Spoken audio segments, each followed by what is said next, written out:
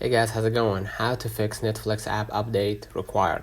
So one of the ways to fix that problem, you can go ahead to your app, so Google Play, click on the search right here at the bottom right, click on your avatar icon at the top right, and then make sure that you refresh your account on Apple to double check if there is a new update coming, including your Netflix, right? And you're gonna be able to see your Netflix right here to update it. Go ahead and update it. Another way of pulling that off, you can go back to your screen and then go ahead to the settings and then go ahead to the general and then go ahead to iPhone storage. In the iPhone storage, what you're gonna do, you're gonna just go ahead and try to find that Netflix. Let's have an example that is Netflix.